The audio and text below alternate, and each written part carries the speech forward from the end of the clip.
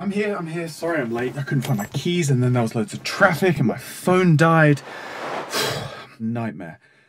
Okay, look, the short version is I didn't allow enough time. And we've all done that, right? Which is weird because these days we have more information at our fingertips than ever before, and yet we still make bad time estimates. But why? In psychology, this is a recognized phenomenon known as the planning fallacy, in which predictions of time and resources required to complete tasks are subject to an optimism bias, and so consistently fall short of the reality.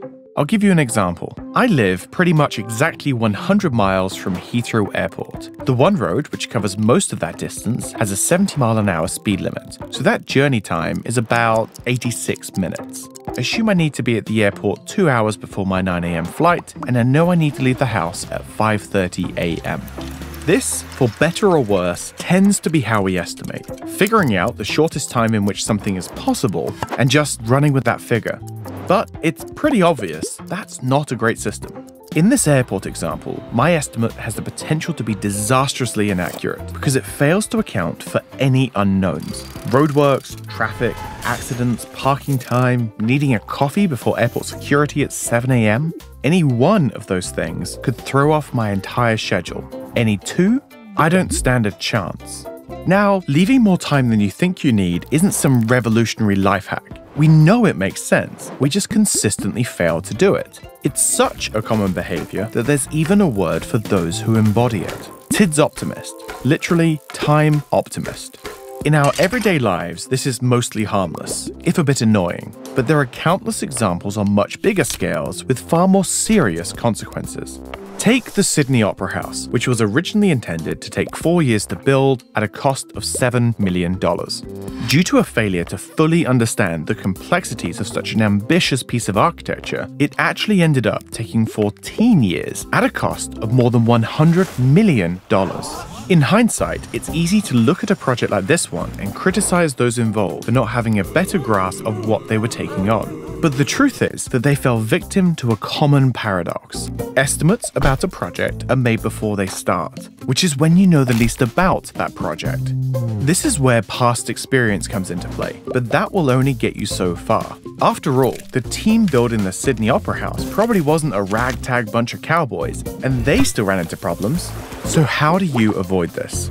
Some people live by the maxim, under-promise and over-deliver, sandbagging their estimates to give themselves more time than they need, earning kudos when they deliver ahead of schedule. But while extra time isn't a bad idea, doing this too much can blow up in your face. In my experience, the best strategy is about realism and transparency, but this isn't without its challenges either. The difficult thing about maintaining a sense of realism is that our optimism bias is hardwired, for both the bosses demanding estimates and for those doing the estimating. If there had been two competing bids to build the Sydney Opera House, one for $7 million over 4 years and one for $14 million over 8 years, which do you think would have won? Yep, and that's the problem. We know that optimism, however unrealistic, is often rewarded, so we revert to it, even when we know better. The upshot is that focusing on realism and transparency often means telling people what they don't want to hear and risking being labeled a pessimist. There's no easy way around that, but there is a quote I've always thought extremely relevant here. Reasonable people, equally informed, rarely disagree. As a realist, it's your role to make sure that everyone is equally informed, and this begins with identifying your unknowns. If you can highlight the gaps in your knowledge about what lies ahead, you can adjust your estimates to allow some breathing room where you might need it. Then, you need to communicate these unknowns so that everyone involved understands potential bumps down the road. Do this clearly and reasonably, and what might have been seen as a lack of optimism will be recognized as foresight. But it's not enough to just do this at the outset. It's important to maintain this transparency throughout the project, especially if things aren't going to plan.